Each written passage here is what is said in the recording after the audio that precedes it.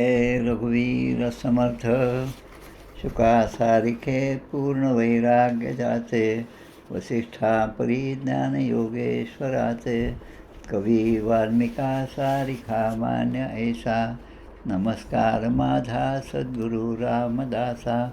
श्रीराम मला वाटते अंतरी त्वा वसावे तुझ्या दासबोधासी त्वा बोध व्हावे अपत्यापरी पाववी प्रेमग्रासा महाराज या सद्गुरु रामदासा.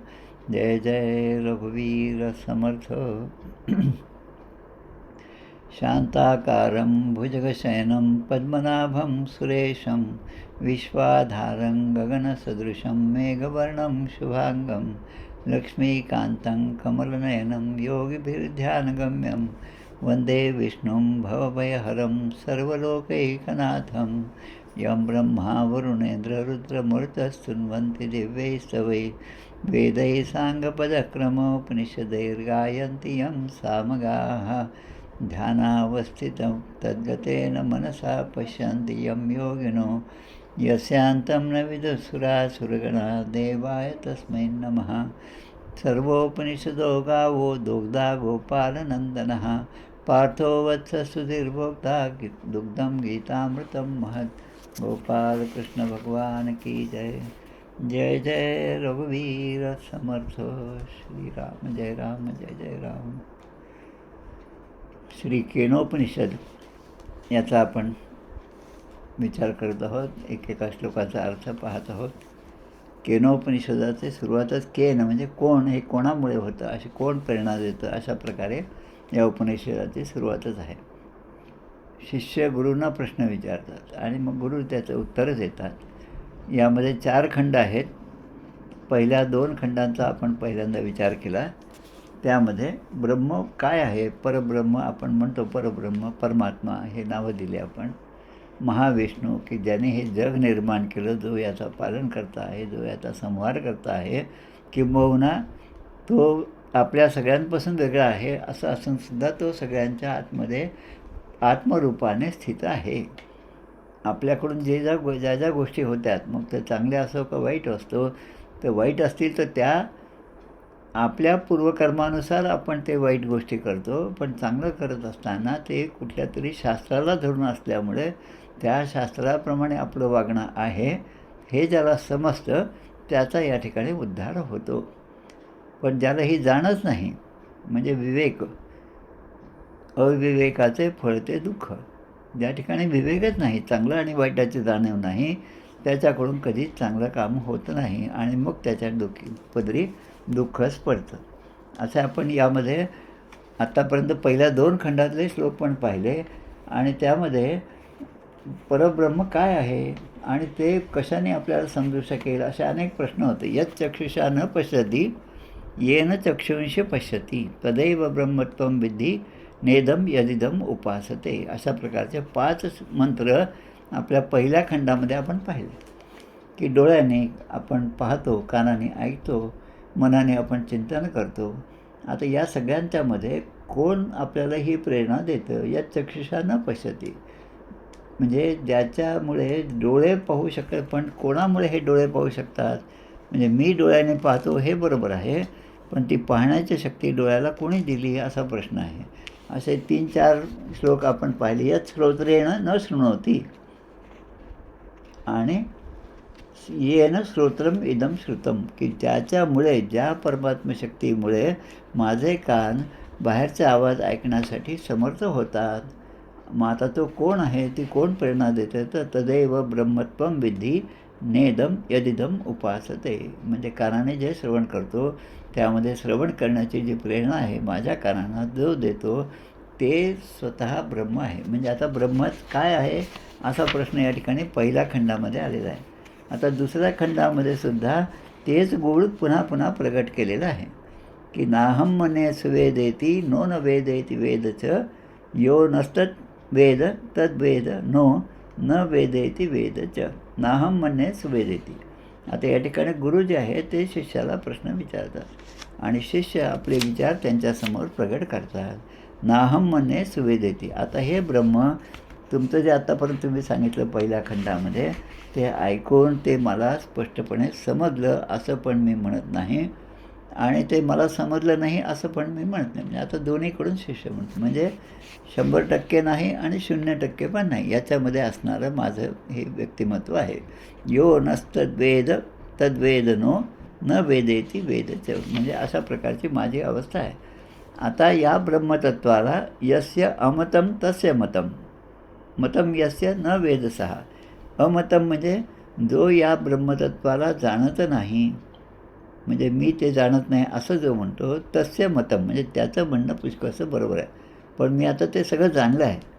भगवंताचं विष्णू सहस्रनाम असो, भगवंताचं कुठलंही स्तोत्र असो, ते आता मला पूर्णपणे समजलं आहे असं जेव्हा आपल्याला वाटायला लागतं, तेव्हा ते म्हणतात मतं यस्य न वेदसः. मला समजलं असं ज्या क्षणी माणूस म्हणतो, साधक म्हणतो, त्या क्षणी लक्षात घ्या की त्याला काहीही समजलेलं नाही. अविज्ञातम विजानताम. विजानताम म्हणजे ते सगळं मी जाणणारे जे लोक आहेत ते जे आहेत ते खऱ्या अर्थाने अविज्ञातम, म्हणजे ते सुद्धा ब्रह्माला जाणू शकले नाही असं म्हणत या ठिकाणी दुसरा खंडसुद्धा संपतो. आता तिसरा खंड जो आहे त्याचं जरा वैशिष्ट्य आहे, तिसरा आणि चौथा. पहिल्या 2 खंडामध्ये परब्रह्म परमात्मा जो आहे त्याचं अस्तित्व शिष्याला किंवा साधकाला गुरूंनी पटवून दिलेलं आहे की तुला जे वाटतं की मला समजलं हे चुकीचं आहे, आणि आता तू जर म्हणत असेल की मला समजलं तर हे पण तुझा जो विचार आहे तुझ्या मनातला तो सुद्धा चुकीचा आहे. आता तिसऱ्यामध्ये ते आणि दुसऱ्या खंडाच्या शेवटी ते म्हणतात की हा मानव जन्म दुर्लभ आहे. आता जो हा मानव जन्म प्राप्त केल्यानंतर परमात्म्याच्या प्राप्तीसाठी कुठलेही प्रयत्न करीत नाही, त्याचा सगळा जन्म वाया गेला. त्यामध्ये ते म्हणतात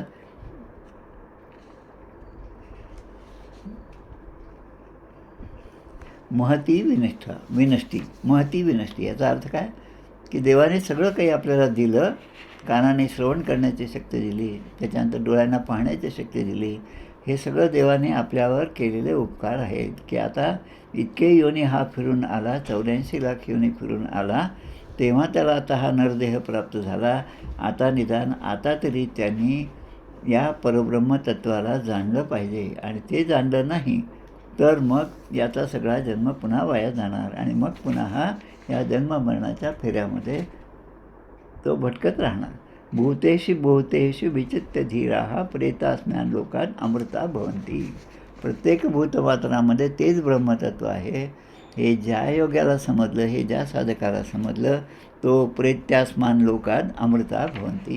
प्रेत म्हणजे प्रगती, ज्या ठिकाणी प्रगती आहे, ज्या ठिकाणी वेग आहे, ज्या ठिकाणी इकडून तिकडे स्थलांतराची शक्यता आहे. म्हणजे एका देहामध्ये रोज आपल्या ठिकाणी श्वास घेतो, श्वास सोडतो, पण हा देह सोडून गेल्यानंतर आपण त्या आत्मरूपाने आपण असतो आणि मग पुन्हा ते कुठे जातो तर प्रेत्या अस्मान लोकात अमृतम भवती. म्हणजे ज्याला या सगळ्या भूतमात्रांमध्ये ते अमृततत्व आहे हे ज्याला समजलं, तो मात्र अमृता भवंती, त्याला सद्गतीच प्राप्त होते.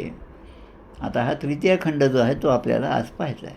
आता तृतीय खंडाचं वैशिष्ट्य पाहण्यापूर्वी म्हणजे आपण थोडीशी सुरुवात केली होती पहिल्या 2 ह्याच्यामध्ये की आता हे ब्रह्मतत्व काय हे जाणून घेण्याची जिज्ञासा निर्माण झाली.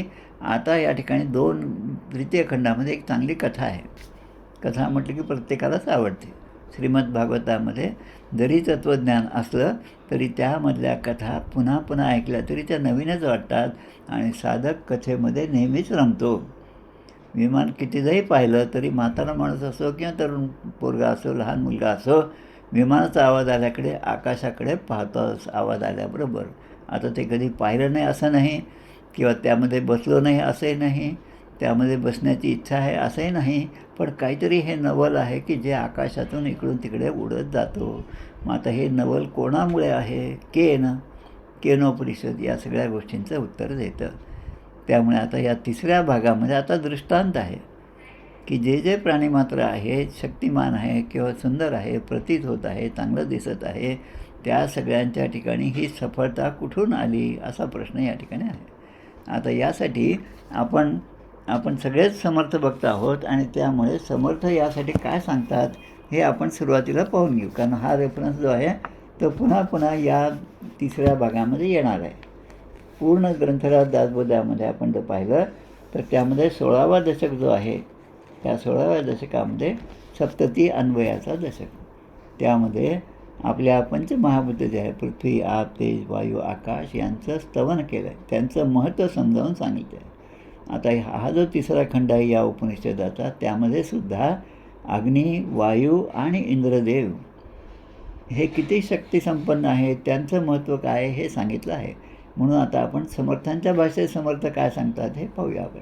धन्य धन्य हा वैश्वानरू, होये रघुनाथाचा शशुरू, विश्वव्यापक विश्वंभरू, पिता जानकीचा. म्हणजे अग्नीचं स्तवन केलं. आता जसं या ठिकाणी दशक 16 समास 5मध्ये अग्निस्तवन आहे, दशक 16 समास 6मध्ये पृथ्वी स्तवन आहे. नाही, पृथ्वी नाही, वायुस्तवन आहे. पृथ्वीचं अगोदर होऊन गेलं. तर हे दोन जे आहेत, अग्नी आणि वायुस्तवन, 16:5 आणि 16:6, ज्या अर्थी या ठिकाणी जो क्रम आहे, आधी अग्नी आणि मग वायूचं स्तवन आहे, याचाच अर्थ असा की ह्या उपनिषदामध्ये, केनोपनिषदामध्ये सगळ्या देवतांनी आपल्यापैकी कोणीतरी जाऊन ते तत्त्व काय आहे, तो यक्ष कोण आहे हे समजावून सांगावं, ते पाहावं आणि आम्हाला येऊन सांगावं अशी इच्छा केली. त्याप्रमाणे त्यांनी आधी अग्नीला पाठवलं, मग वायूला पाठवलं, मग इंद्राला पाठवलं. मग आता या केनोपनिषदामध्ये जो क्रम आहे त्याच क्रमाने समर्थांनी ग्रंथराज दासबोधामध्ये 16:5 आणि 16:6मध्ये आधी अग्नितत्व सांगितलं आणि मग वायुतत्व सांगितलेलं आहे. हे लक्षात घ्या, कारण आपण दासबोध वाचतो आणि इतर उपनिषद वाचतो, पण त्यामधलं साम्य आपल्याला लक्षात आलं तर ती गोष्ट चांगल्या प्रकारे लक्षात येते, समजते आपल्याला.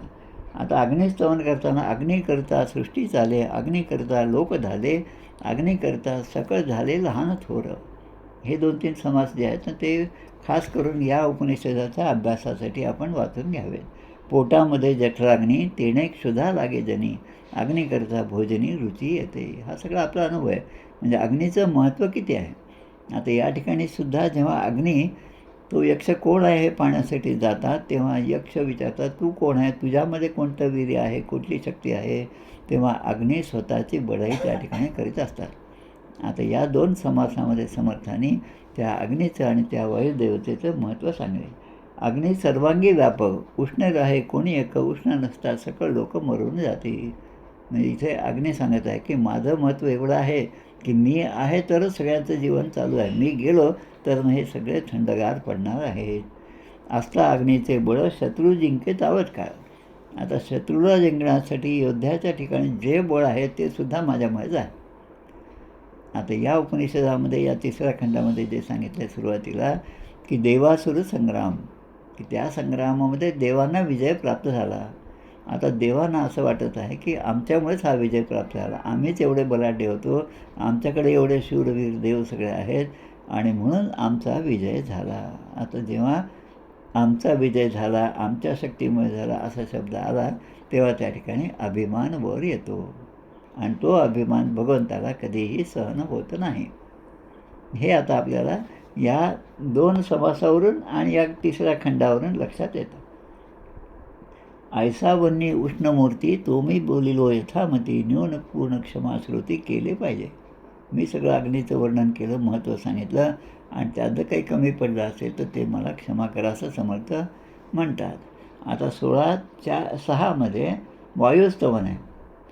वायू पहा, वायू करता श्वासोश्वास, नाना विद्यांचा अभ्यास, वायू करता शरीराचं चळण घडे. वायू आहे, श्वास चालू आहे, तोपर्यंत हातपाय हलतात, डोळे पाहतात, इकडे तिकडे पाहतात, कानाने ऐकतो, हे सगळं. नाग कुर्म कर्कश वायू, देवदत्त धनंजय, ऐसे वायूचे स्वभाव उदंड असती. नरदेही नाना भेदे, अनंत भेदांची श्वापदे, वनचरे जळचरे आनंदे क्रीडा करती. त्या सगळ्यांच्या ठिकाणी हा वायूच आहे. आता परिते आत्मयाची सत्ता, वर्ते शरीरी तत्वता. दिसायला काय वायुतत्व आहे म्हणून सगळं होत आहे, पण आत्म्याची सत्ता त्या ठिकाणी आहे. चंद्र सूर्य नक्षत्र मंडळे हे सगळं जे आहे ते वायू सुटे सरासरा, असंभाव्य प्रतिकारा. आणि वायूचं स्तवन या ठिकाणी केलेलं आहे. वराहे आपले दंती, पृथ्वी धरली होती, त्याची एवढी शक्ती वायुबळ आहे. मी जो नेहमी उल्लेख करतो ते आमच्या तिरुपती बालाजीची पोथी आहे व्यंकटेश महात्म्य. त्याच्यामध्ये 3ऱ्या अध्यायामध्ये आपल्याला माहिती आहे त्या ठिकाणी जे पर्वत आहे त्यांचं नाव अंजनाद्री, शेषाद्री असे त्यांची नावं आहेत, वृषभाद्री.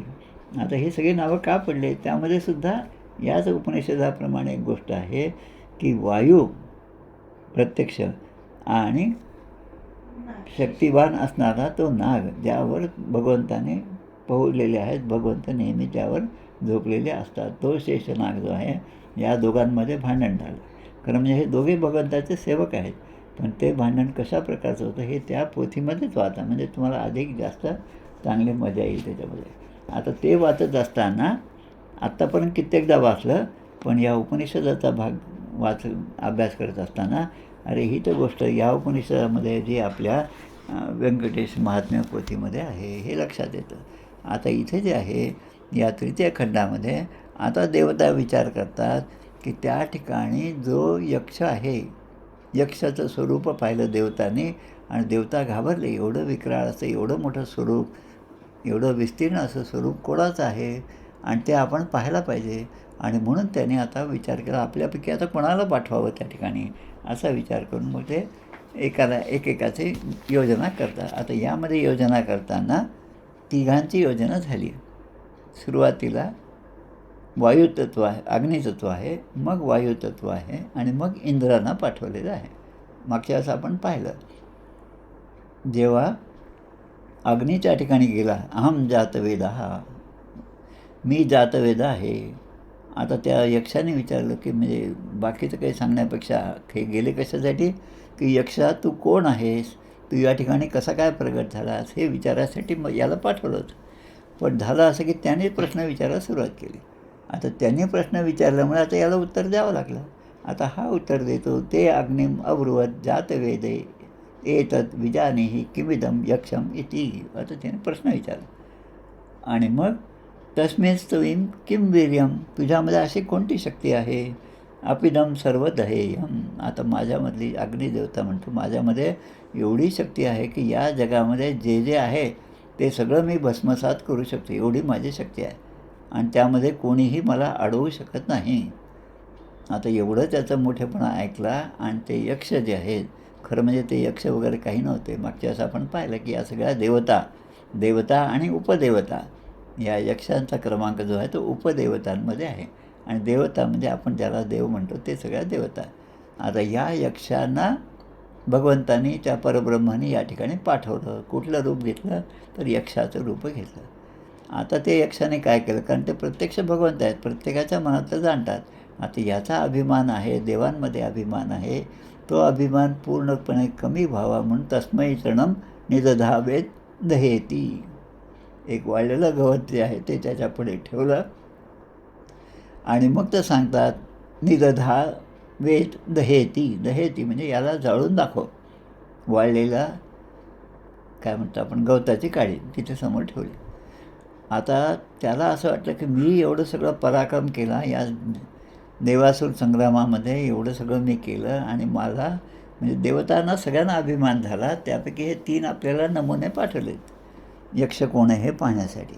आता ते म्हणतात की आम्ही एवढा विजय मिळवला, हा विजय आमच्यामुळेच झाला, आमच्या शक्तीमुळेच झाला म्हणून अभिमान होता. म्हणून त्यांना म्हटलं आता गवताची काडी जाळायचं एवढं सोपं काम काय मी केव्हाही करू शकतो, असं त्याच्या मनामध्ये आलं. तदुपप्रेयाय सर्व जवेन तन्न शशाक दग्धुम. त्यांनी आपलं सर्व जवेन आपल्या ठिकाणी असणारी सगळी शक्ती लावली आणि ते गवताचं जी काडी होती ती जाळण्याचा प्रयत्न केला. न शशाक दग्धुम, पण तो ते काही जाळू शकला नाही. आता त्या अग्निदेवतेला वाटलं की आयुष्यभर मी एवढं सगळं केलं, कमावलं, माझं नाव झालं आणि एवढं सगळं होऊनसुद्धा माझा इथे पराभव झाला याचं त्याला खूप दुःख वाटायला लागलं पराभव झाल्याबद्दल. आता त्याने काय करायचं की आपली हार मानली आणि तिथून तो निघून गेला. कोण? अग्निदेव निघून गेला. अथ वायुब्रुवन् वात येवतेत विजानीहि किमेदम यक्षम इति तथेति. आता देवांनी त्या ठिकाणी वायुदेवतेला पाठवलं. आता वायुदेवता त्या ठिकाणी गेले. तमभ्य द्रवन तमभ्य वदत. अभ्य म्हणजे अभिवादन करून त्या ठिकाणी धावत पळत ते गेले. यक्षाला पाहिल्यावर याने अभिवादन केलं.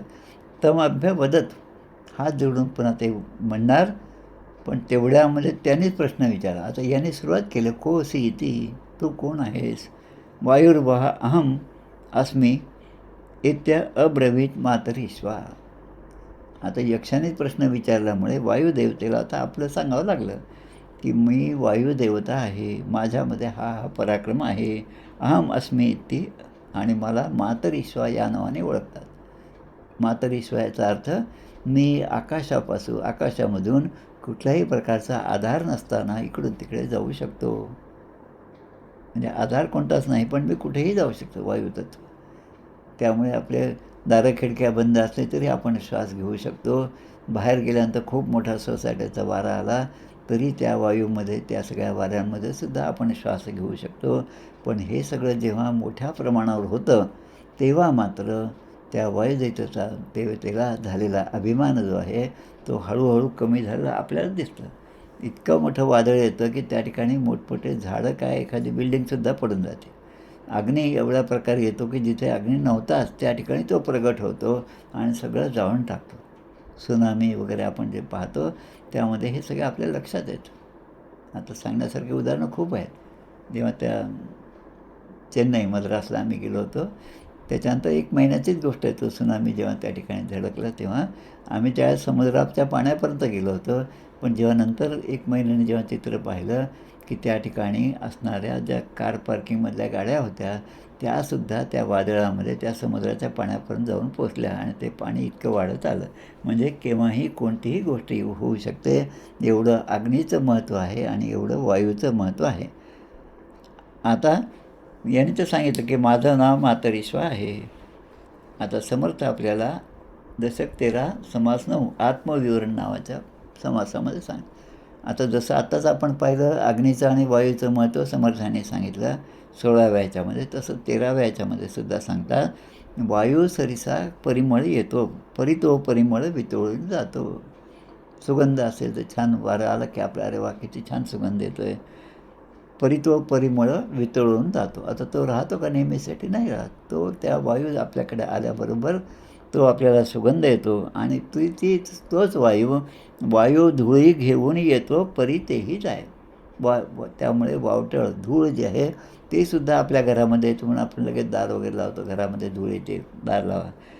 आणि मग पुढे काय म्हणतात की हे जरी सगळं खरं असलं तरी आत्म्याची चपळता जाणं अधिक आहे.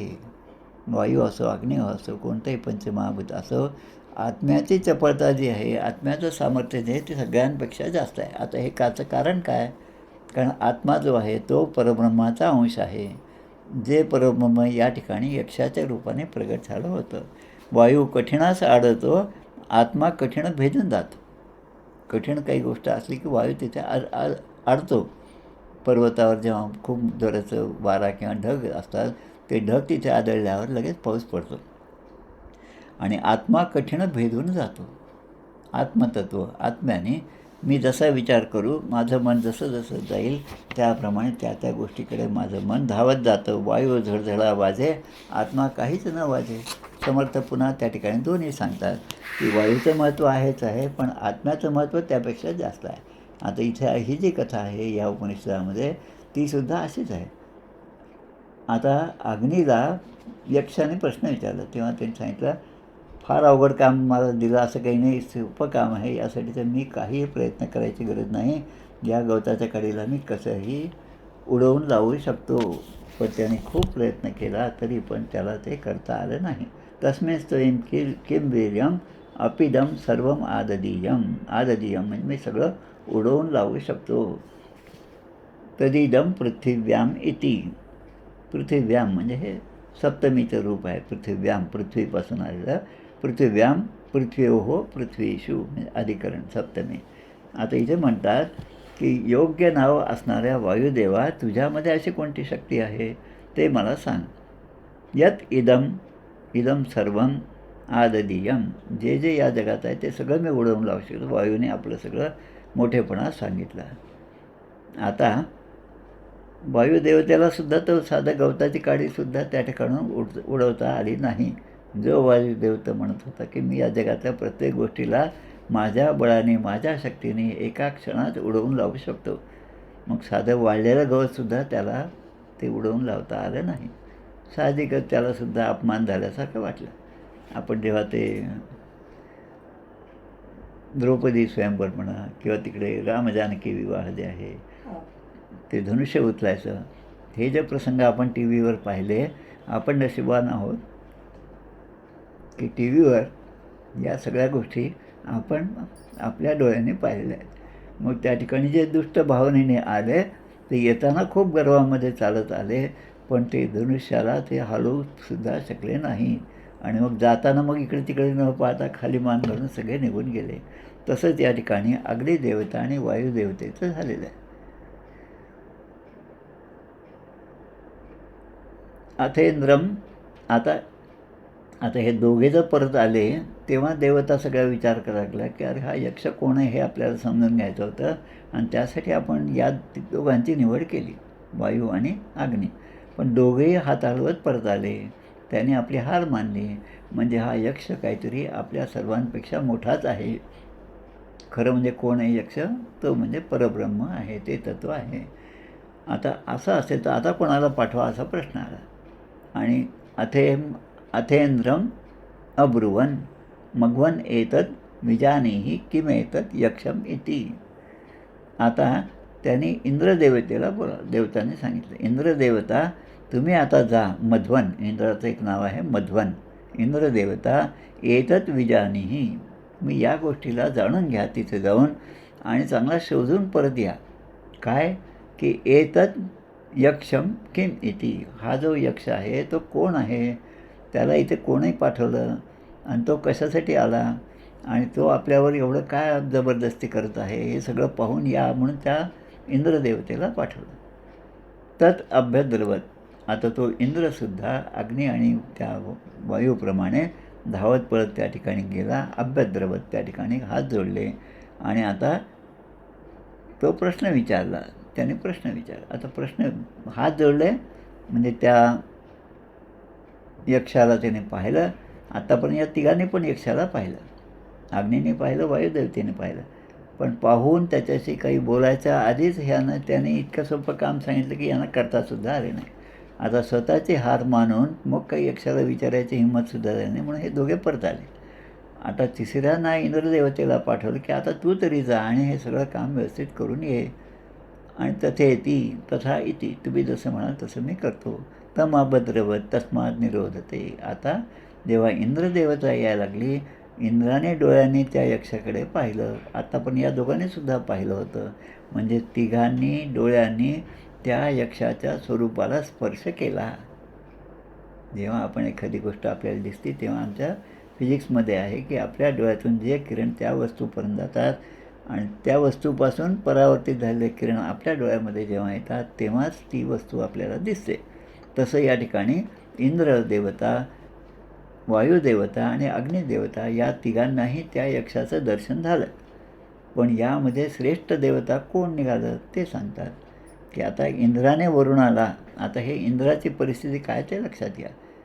अग्नी आणि वायू खरं म्हणजे अप्रतिम शक्ती होते, बुद्धिसंपन्न होते, पण तरी ते सफळ झाले नाहीत, म्हणून इंद्राला पाठवलं. आता श्रीमद भागवताचा आधार घेऊन आपण पाहू की हा इंद्र तिथे गेल्याबरोबर यक्ष अंतर्धान पावला.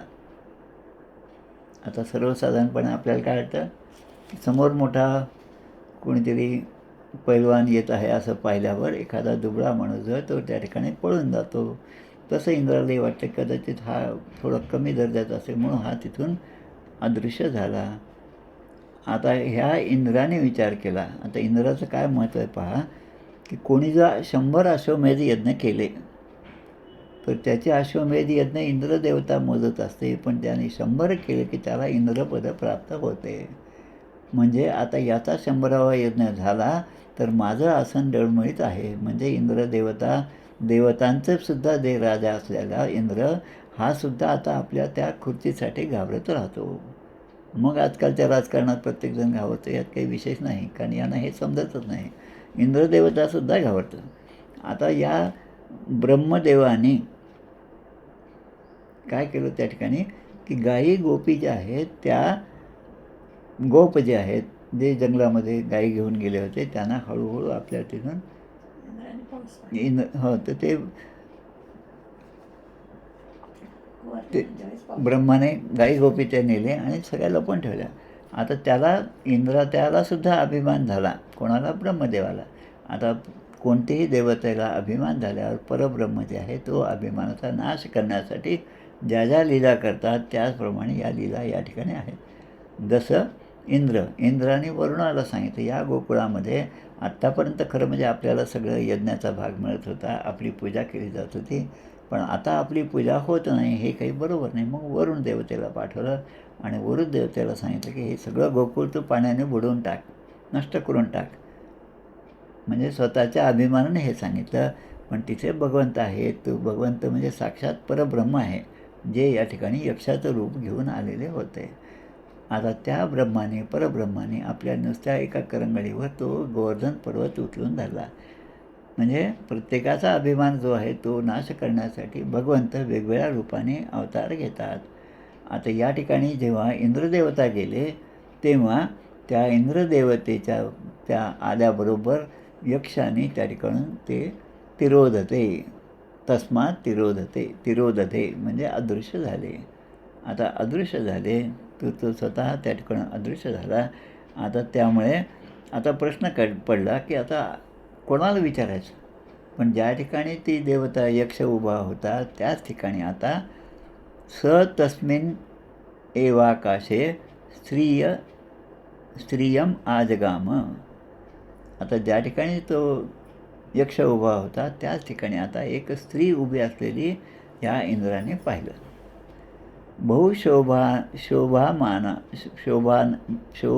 बहुशोभमानानुमा, खूप सुशोभित अशी होती, सुंदर दिसायला होती ती स्त्री.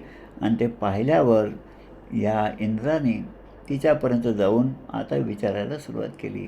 ज्या कामासाठी इंद्रदेवता आले होते आणि ज्याला विचारायचं तो तर अदृश्य झाला. आता त्या ठिकाणी ही स्त्री, एवढी सुंदर स्त्री कशी काय आली, कोण आहे, म्हणून तिने त्यांना प्रश्न विचारायला सुरुवात केली. आता ती स्त्री कोण होती? दिसायला चांगली होती.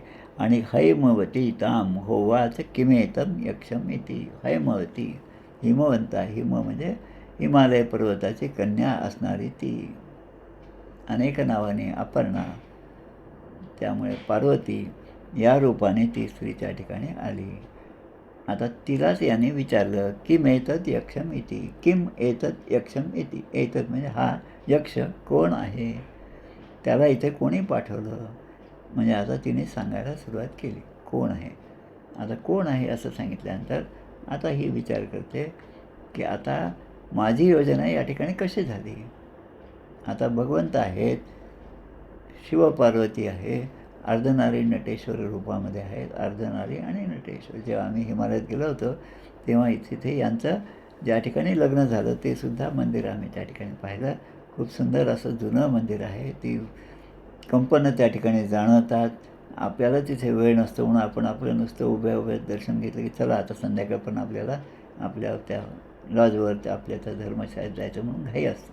अन्यथा त्या ठिकाणी रमण्यासाठी खूप गोष्टी आहेत, खूप कथानकं आहेत. ती सगळी आपण जर पाहिली तर त्या सगळ्या यात्रेचा आनंद आपल्याला मिळतो. आता अग्नी आणि वायू हे सफळ झाले नाही आणि लगेच ते परत गेले.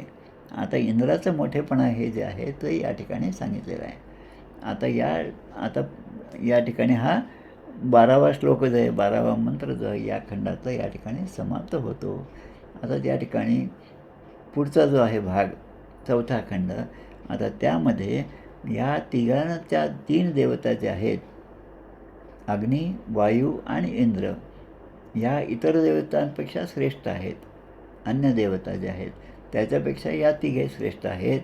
आता या तिघांमध्ये का श्रेष्ठता आहे की यांनी त्या यक्षाला प्रत्यक्ष डोळ्याने पाहिलं.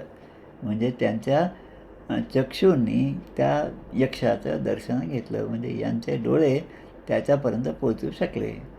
आता तो कोण आहे हे विचारण्यासाठी पाठवलं, पण ते काम काही हे दोघे करू शकले नाही. याचाच अर्थ इंद्र जो आहे तो या दोघांपेक्षा अजून श्रेष्ठ ठरला. इंद्र. आता या इंद्राच्या ठिकाणी आता ते इंद्रदेवता श्रेष्ठ आहे, पण जाऊन आता विचारावं इतके तयारीत असताना तो यक्ष त्या ठिकाणून तस्मात तिरोदधे, इंद्रदेवता अदृश्य झाली. आता कोणाला विचारावं मग त्या ठिकाणी या पार्वती मातेचं त्या ठिकाणी काय म्हणतात त्याला, तिला पाठवण्यात आलं. कोणी पाठवलं? त्याच भगवंताने, त्याच परब्रह्माने त्या ठिकाणी योजना केली पार्वती मातेची. आता ही पार्वती माता कशासाठी आली की यांना जो गर्व झाला, अभिमान झाला की या दैवासुर संग्रामामध्ये आम्ही आमच्याच प्रेरणेने हे सगळं जिंकलेलं आहे. खरं म्हणजे ही सगळी प्रेरणा जी आहे ती भगवंताची असते. भगवंताच्या प्रेरणेने सगळं होतं. आपण काल यवनाचा वध जो आहे तो भाग जर पाहिला, मुचुकुंद ऋषी, भगवंताला माहीत होतं की मुचुकुंद ऋषी या गुहेमध्ये विश्राम करत आहेत आणि त्यांना आशीर्वाद आहे, आपलाच आशीर्वाद आहे, भगवंताचा आशीर्वाद आहे. जो कोणी तुमच्या निद्रेमध्ये अडथळा आणेल तो तुमची दृष्टी त्याच्यावर पडल्याबरोबर तो भस्मसात होईल. आता हे त्या भगवंताला माहिती आहे, परब्रह्माला माहिती आहे आणि म्हणून त्या कालयवनाला आपल्या मागे धावायला लावते. आता भगवंत पुढे मागे कालयवन आहेत. कालयवनाला वाटलं मला पाहूनच हा घाबरून जात आहे. म्हणजे ज्याच्या ठिकाणी सम्यक दृष्टी नसते त्याला असं वाटतं की माझं जे महत्त्व आहे ते पाहून हा घाबरून पुढे पळत आहे. पण पुढे झालं असं की आपल्याच अंगावरचा शिला त्याने त्या गुहेमध्ये गेल्याबरोबर त्या मुचुकुंद ऋषींच्या अंगावर टाकला आणि त्या अंधारामध्ये स्वतः एका कोपऱ्यात उभे राहिले.